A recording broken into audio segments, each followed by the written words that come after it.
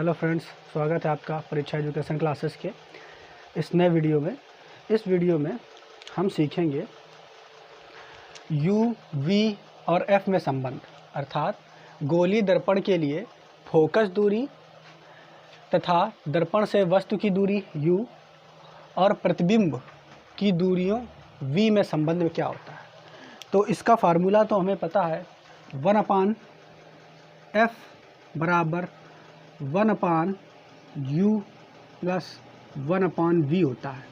ठीक है, तो इसको हमें सिद्ध करना है और इससे जुड़ा हुआ जो प्रश्न आता है वो इस तरीके का आता है। तो शुरू करते हैं।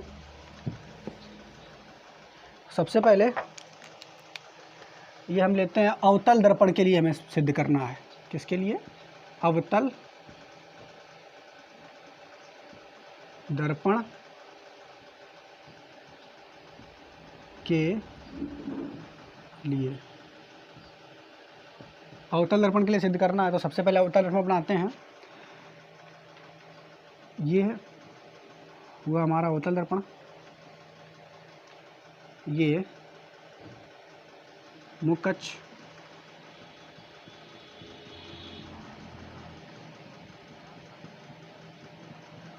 ये वाला बिंदु जो है P है, इसको लिख देते हैं। ये बिंदु P है, ध्रुव है। ये C वक्रता केंद्र है और ये जो दर्पण है इसका नाम है M1 और M2। अब एक वस्तु जो है वो O डैश, ये वस्तु है O डैश, ये वस्तु है। इस वस्तु से दो प्रकाश की किरणें चलेगी। तो पहली प्रकाश की किरण जो है वो मुख्य अक्ष के समांतर चलती है। ये मुख्य अक्ष के समांतर प्रकाश की किरण चली। मुख्य अक्ष के समांतर जो प्रकाश की किरण जाती है वो अब जाएगी तो यहाँ पे एक बिंदु है A। कौन सा बिंदु है? A। इस बिंदु पे टकराएगी। इस बिंदु का नाम हमने रख दिया है A। इस बिंदु पे टकराएगी और टकराने के पश्चात ये परावर्तित होगी। ठीक है, तो जब ये परावर्तित हुई तो मुख्य फोकस से होकर के जाएगी। ये जो बिंदु है ये क्या है? मुख्य फोकस F है। ये बिंदु जो है क्या है? मुख्य फोकस F है। इसके बाद दूसरी प्रकाश की किरण जो है वो वक्रता केंद्र C से जाएगी। वक्रता केंद्र C से दूसरी प्रकाश की किरण जाएगी और ये मान लिया कि B बिंदु पर जाके टकराती है। B बिंदु पे जाके टकराती है तो दूसरी प्रकाश की किरण वक्रता केंद्र C से जा रही है और B बिंदु पे, ये देखो I प्रकाश की किरण दूसरी वाली, और आने के पश्चात कहाँ टकरा रही है? B बिंदु पे। और परावर्तन के पश्चात ये उसी मार्ग पे वापस लौट जाती है। जबकि जो मुख्य अक्ष के समांतर प्रकाश की किरण आती है वो परावर्तन के पश्चात मुख्य फोकस से होकर के चली जाती है। कहाँ से होकर जाती है? मुख्य फोकस से होकर के जाती है। ठीक है, तो यहाँ तक हमें इतना समझ में आया। अब जिस बिंदु पे ये दोनों प्रकाश की किरणें काट रही हैं, जिस बिंदु पे ये दोनों प्रकाश की किरणें काट रही हैं, उस बिंदु पे हम एक, इसका जो ये वस्तु O डैश है इसका एक प्रतिबिंब बनेगा। ये प्रतिबिंब बना और इस प्रतिबिंब का नाम हमने रख दिया I डैश। I डैश हमने प्रतिबिंब का नाम रख दिया। और ये जो प्रतिबिंब बनेगा ये उल्टा बनेगा वस्तु से। ये वस्तु जो थी सीधी थी। यहाँ तक हमें समझ में आया कि जो ये O डैश वस्तु थी इसका प्रतिबिंब I डैश बना हुआ है, जो कि कैसा है?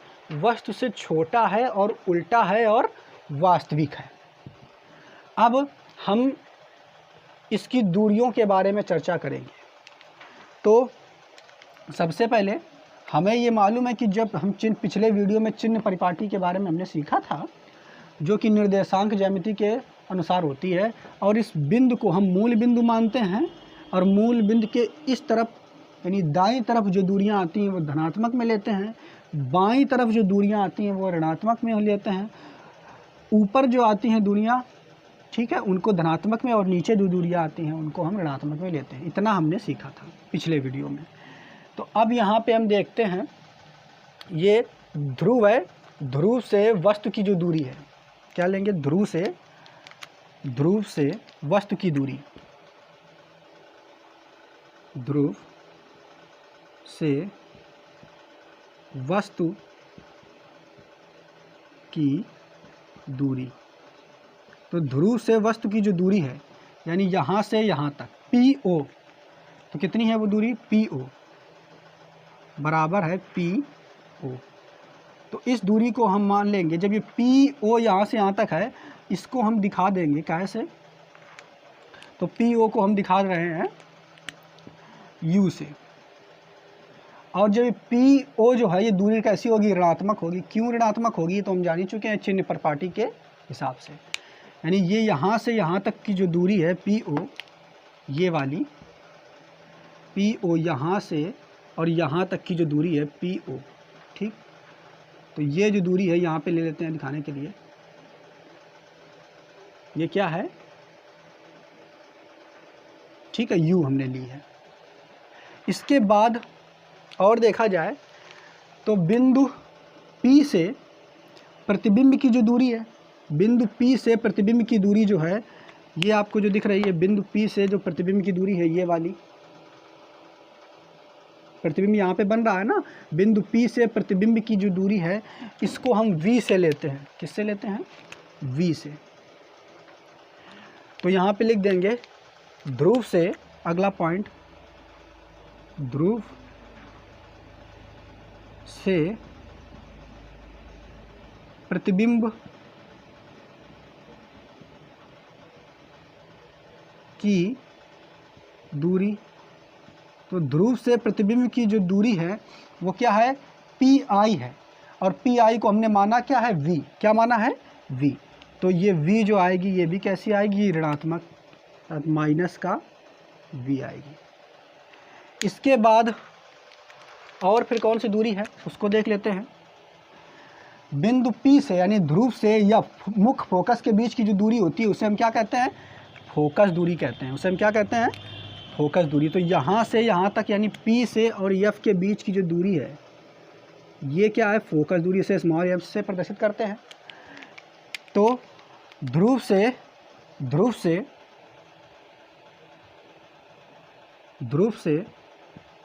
फोकस तक की दूरी, तो ये कैसे होगी, इसको कैसे प्रदर्शित करेंगे, तो स्मॉल f से।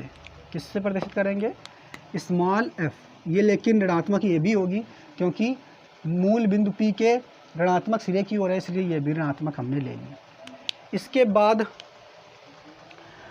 ध्रुव से, अब देखो, ध्रुव से वक्रता केंद्र C के बीच की जो दूरी होती है, ध्रुव से वक्रता केंद्र C के बीच की जो दूरी होती है, उसको हम क्या कहते हैं, वक्रता त्रिज्या। क्या कहते हैं, वक्रता त्रिज्या। और वक्रता त्रिज्या को हम कैसे प्रदर्शित करते हैं, स्मॉल r से।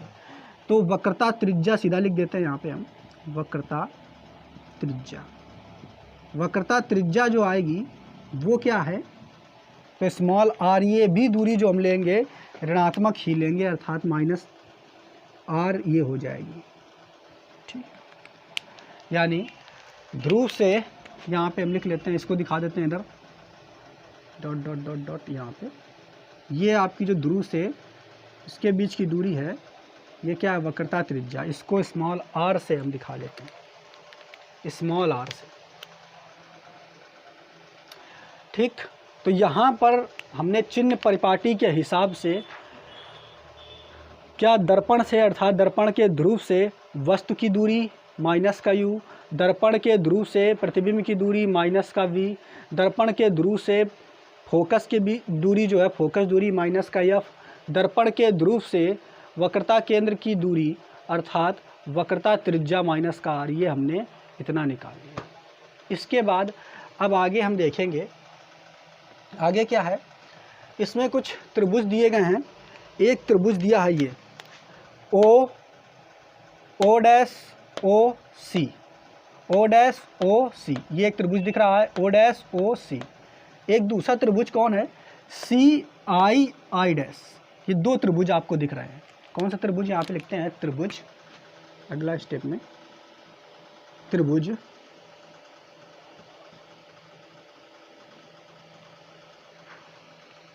ओ डैश और सी तथा आई डैश सी समरूप त्रिभुज हैं, समरूप त्रिभुज हैं।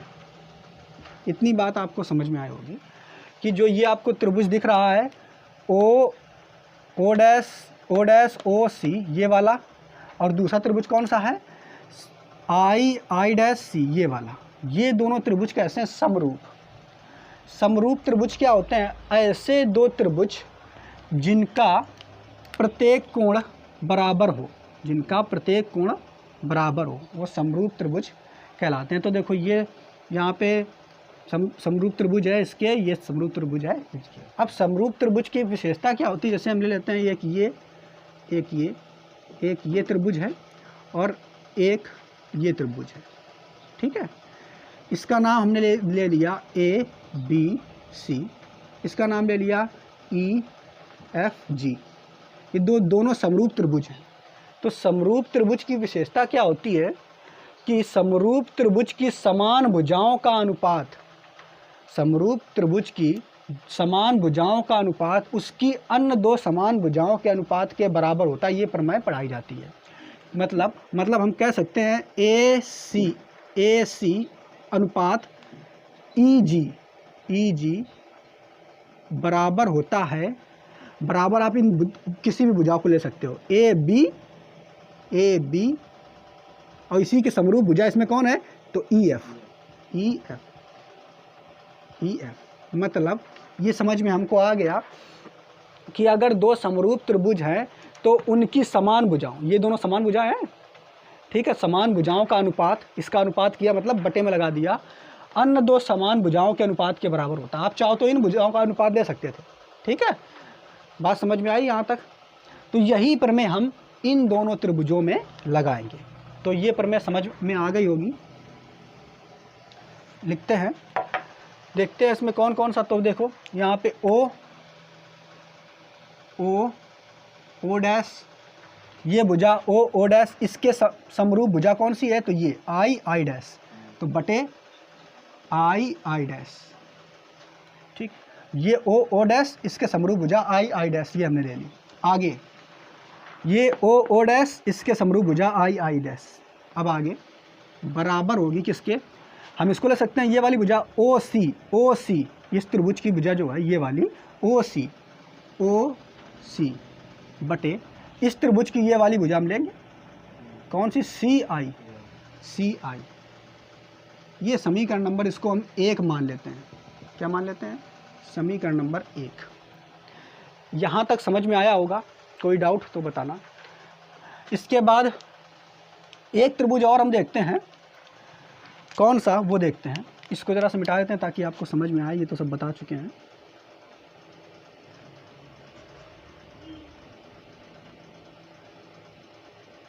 हाँ, एक त्रिभुज और हम देखते हैं, ये वाला त्रिभुज आई डैश एफ।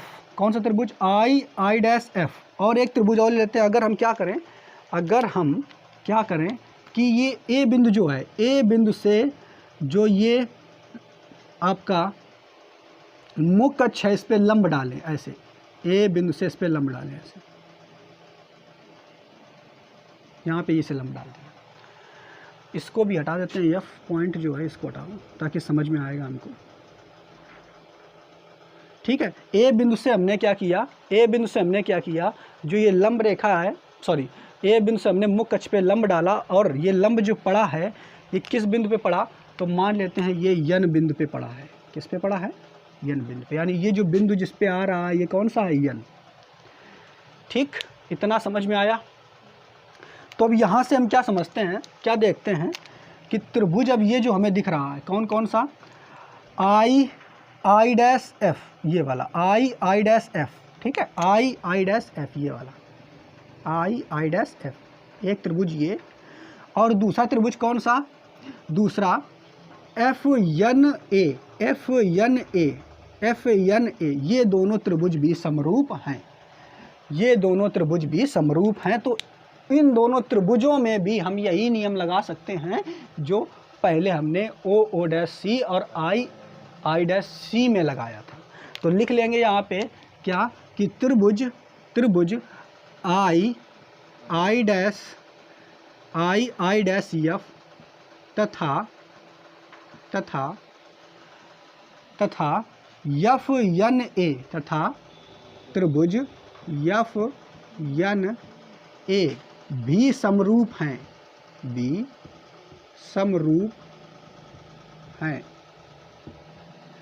समरूप हैं। कौन कौन सा त्रिभुज, आई डैश एफ तथा एफ एन ए भी समरूप हैं। तब फिर इसमें भी हम यही प्रमेय लगा सकते हैं, त्रिभुज आई डैश एफ तथा एफ एन भी समरूप हैं। जब ये समरूप हैं तो आई डैश एफ इसमें और इसमें देखेंगे अगर, तो पहला त्रिभुज लेते हैं एफ एन ए, तो एफ एन में ये वाली भुजा एन ए, ठीक है, इसका अनुपात, और इसका ये आई डैश लेंगे। ये इसलिए हम नीचे इसको ले रहे हैं क्योंकि इसी के समरूप हमें बनाना है, जो पहला समीकरण। तो ए एन या एन ए अनुपात आई डैश ये बराबर होगा, इसकी एक अन्य और भुजा ले लेते हैं। तो पहले त्रिभुज की ये भुजा हमने ऊपर रखी, तो पहले त्रिभुज की ये वाली भुजा भी हमें ऊपर रखनी है। कौन सी, एफ एन हमें ऊपर रखनी है। अब बटे, और नीचे कौन सी रखनी है, एफ आई। इतना समझ में आया होगा। मतलब अब इसमें जो त्रिभुज है ये पहला त्रिभुज है, कौन सा, एफ एन ए, और दूसरा समरूप त्रिभुज कौन सा है, आई डैश एफ।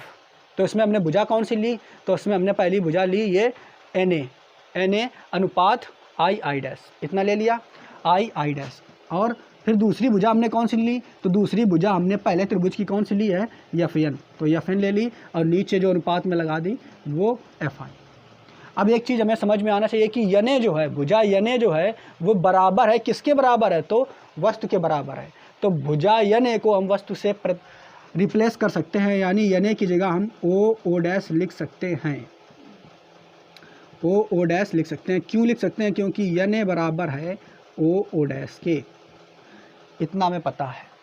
अब हम आगे क्या कर सकते हैं, तो एफ एन को वैसे ही लिख दिया और एफ आई को वैसे ही लिख दिया, और ये जो हमारा समीकरण बन गया, ये समीकरण नंबर 2 बन गया, ये समीकरण नंबर हमारा 2 बन गया।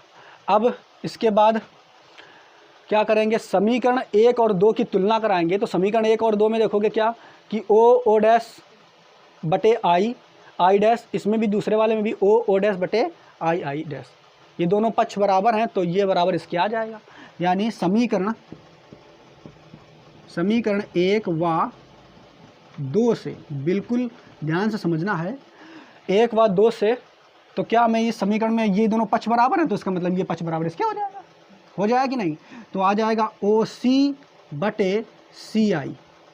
भाई ये पक्ष इसके बराबर है, तो इन दोनों पक्ष जब ये आपस में बराबर हैं तो ये पक्ष बराबर इसके हो जाएगा, ओ सी बराबर एफ एन के हो जाएगा और बटे एफ आई हो जाएगा। ये समीकरण हमें यहाँ तक मिला, ठीक है। इसके बाद एक चीज़ और हमें समझना है कि एफ एन जो है वो कहाँ से कहाँ तक दूरी है, तो एफ एन ये यहाँ से यहाँ तक की दूरी है, एफ एन यहाँ से यहाँ तक की दूरी है। अगर थोड़ी सी दूरी और बढ़ा दें तो एफ एन जो है ये एफ पी के बराबर हो जाएगा, यानी एन जो बिंदु है वो पी के बहुत ही करीब है, तो इसलिए एफ एन लगभग बराबर है, किसके बराबर है, तो एफ पी के बराबर है बराबर कि नहीं। एफ एन जो है लगभग एफ पी के बराबर है, तो एफ एन की जगह हम एफ पी भी रख सकते हैं। तो हमारा समीकरण जो बनेगा नया वो बन जाएगा ओ सी बटे सी आई बराबर एफ एन बटे एफ एन की जगह हमें लिखना है एफ पी बटे एफ आई। तो ये समीकरण नंबर तीसरा बन गया और मेन समीकरण अब ये बन गया है। और इसी समीकरण की सहायता से हम निगमन जो आपका सूत्र होता है 1/f प्लस 1/v बराबर 1/f बराबर 1/v प्लस 1/u जो होता है इस समीकरण की सहायता से हम निकालेंगे। तो इतना आपको समझ में आया होगा। कहाँ से आया, आप जल्दी से इसका स्क्रीनशॉट लीजिए, फिर हम आगे इसको मिटा के बताते हैं।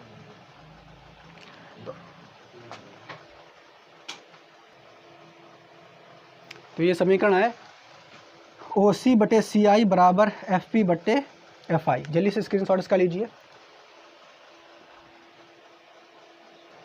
हाँ, अब आगे देखते हैं इस समीकरण की सहायता से आगे निगमन को बढ़ाते हैं। तो यहाँ पे देखेंगे OC कहाँ से कहाँ तक है, OC ये वाली दूरी OC है।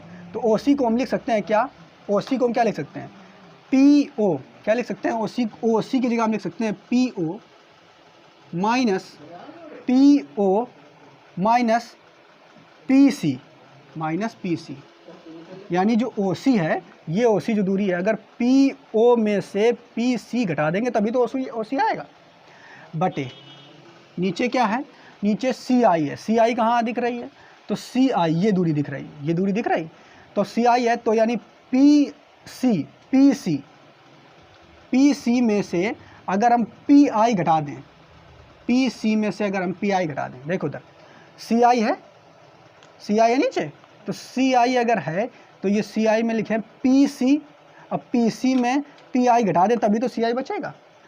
तो यानी हम CI की जगह लिख सकते हैं PC माइनस PI बराबर ऊपर FP जो है FP तो ये फोकस दूरी है, ये तो उसे वैसे ही लिख देंगे, FP फोकस दूरी है, इसे वैसे ही लिख दिया। नीचे देखें फिर क्या है FI, तो FI कहाँ है, ये इतना FI है। तो FI को हम क्या लिख सकते हैं, PI क्या लिख सकते हैं, PI minus PI minus PF। बताओ लिख सकते हैं कि नहीं। अरे भाई PI ये इतना है, इतना दिख रहा होगा, इतना ये PI दिख रहा है, तो इतना ये आपको FI दिख रहा है, ये देखो ये F है, ये I है, तो FI है, FI आपको दिख रहा है। तो अब क्या करेंगे, PI यानी इतने में से PI में से अगर PF घटा देंगे तो FI आपका आ जाएगा। यानी FI की जगह हम लिख सकते हैं PI माइनस PF। ठीक, यहाँ तक तो समझ में आया। अब देखो PO क्या है, तो PO जो आपका है वो है क्या, U। PO क्या है, U यानी वस्तु की दूरी है, तो PO की जगह हम लिख देंगे U, लिख देंगे। लेकिन ये जो U आएगा माइनस में आएगा। यहाँ पे आप देख रहे हो ध्रुव से वस्तु की दूरी PO बराबर माइनस का U। ठीक, इसके बाद माइनस PC क्या है, तो PC क्या है, P और C यानी ये क्या है, वक्रता त्रिज्या, यानी ये PC है, वक्रता त्रिज्या। PC किसके बराबर है, तो R के बराबर है, यानी माइनस R। PC की जगह हम माइनस R रख देंगे बटे, फिर PC आ गया तो इसकी जगह भी माइनस R रख देंगे। माइनस PI जो है वो कहाँ है आपका, तो PI ये आपको दिख रही है, यानी ध्रुव से प्रतिबिंब की दूरी। तो PI कहाँ है, ध्रुव से प्रतिबिंब की दूरी, ये PI है। तो PI की जगह हम क्या लिख सकेंगे, माइनस का V, क्या लिख देंगे, माइनस का V बराबर FP क्या है। अब इधर देखेंगे FP, तो FP आपका क्या है, FP। ठीक, तो ये FP आपका दिख रहा है, ये क्या है, फोकस दूरी है। ठीक है, FP ये क्या है, फोकस दूरी, तो इसकी जगह हम लिख देंगे माइनस का F बटे, फिर से PI आ गई, तो PI की जगह हमें क्या लिखना है, माइनस का V, फिर माइनस PF आ गया, तो PF की जगह अब हमें क्या लिखना है, PF की जगह हमें फिर से लिखना है माइनस का F, यानी फोकस दूरी है, माइनस का F। इतना बात आपको समझ में आ गया होगा। ठीक है, इस समीकरण को हमने ऐसा बदल लिया। अब क्या करेंगे, तो अब माइनस का U जो है उसको ऐसे ही लिख देंगे, माइनस का U, फिर माइनस का R जो है, तो देखो R क्या है, वक्रता त्रिज्या, यफ क्या है? फोकस दूरी। तो वक्रता त्रिज्या हमें नहीं लानी, हमें फोकस दूरी से मतलब है कि हमें से फोकस दूरी में बदलना है आर को। तो हमने पढ़ा क्या था, क्या पढ़ा था कि आर बराबर 2f होता है, आर बराबर 2f होता है, ये हमने पढ़ा था। आर बराबर 2f होता है, यानी यहाँ पे हम आर की जगह रखेंगे 2f, ठीक। तो ये माइनस का 2f आएगा, या ये माइनस चिन्ह 12 के प्लस हो जाएगा, तो ये प्लस हो गया। इसके बाद बटे ये यहाँ भी आर है तो यहाँ भी आ जाएगा माइनस का 2f, और इधर ये माइनस माइनस हो जाएगा प्लस का v बराबर ये माइनस का f ऊपर ही रहेगा बटे माइनस का v, और ये माइनस माइनस मिलके हो जाएगा प्लस का f। इसके बाद और इसे सॉल्व करेंगे आगे, और सॉल्व करेंगे तो ये माइनस का v, इसको लिख देंगे 2f आगे प्लस का है, और माइनस का u बटे इसको लिख देंगे v माइनस का 2f, और इधर लिख देंगे बराबर माइनस का f upon f minus v। इसके बाद तिरछा गुणा करा देंगे इसका, तो तिरछा गुणा कराएंगे तो ये आपका ऐसे लिख देंगे 2f माइनस u, और ये हो जाएगा f माइनस का v, इधर करा देंगे तो बराबर माइनस का f, और ये माइनस v माइनस का 2f। इसके बाद ये मेट देते हैं और अगला स्टेप बढ़ाएंगे। तो अगला स्टेप में इसको गुणा करना पड़ेगा, तो 2f का f में गुणा किया हो जाएगा 2f स्क्वायर, 2f का v में गुणा करेंगे तो माइनस का 2fv आ जाएगा, माइनस का u का गुणा f में करेंगे तो माइनस का fu आ जाएगा, u का गुणा v में करेंगे तो माइनस माइनस प्लस हो जाएगा uv। इसके बाद माइनस का f का गुणा v में करेंगे तो माइनस fv, माइनस का f में गुणा करेंगे तो प्लस का 2f स्क्वायर हो जाएगा। कुछ कटेगा पिटेगा तो क्या कटेगा, 2f स्क्वायर और 2f स्क्वायर है, ये 2f स्क्वायर उठा के इधर लाएंगे तो माइनस का कट जाएगा, अर्थात ये कट जाएगा आपका 2f स्क्वायर से 2f स्क्वायर कट गया। fv माइनस का fv इधर दिख रहा है आपको, और कहीं दिख रहा है क्या, 2fv ये इधर दिख रहा है, तो इसको उठा के इधर लाएंगे तो माइनस का ये है, माइनस का 2fv है, और ये कितना है माइनस का fv, तो इधर लाएंगे तो प्लस का हो जाएगा। तो माइनस के 2fv में से एक fv गया तो बचेगा क्या, fv माइनस का, fv बचेगा माइनस का, और ये बचा माइनस का fu प्लस uv बराबर 0, ठीक, इसमें दिख रहा है बराबर 0। अब इसको देखो इधर सॉल्व करते हैं, यहाँ पे क्या है दिया है इसमें। अब इसमें क्या करेंगे, सभी में u v f से भाग लगा देंगे, सभी में भाग लगा देंगे, तो ये क्या है माइनस का f v माइनस का fu प्लस का u v, इसमें भाग लगाएंगे तो u v f, इसमें भी भाग लगाएंगे u v f, इसमें भी भाग लगाएंगे u v f, और इस तरफ जीरो है तो जीरो में भाग लगाएंगे u v f, तो जीरो ही रह जाएगा। कुछ कटेगा तो देखो कटेगा क्या क्या, f से f कट गया, v से v कट गया, इधर क्या कटेगा, f से f कटेगा, u से u कट जाएगा, इधर क्या कटेगा, u से u, v से v कट गया।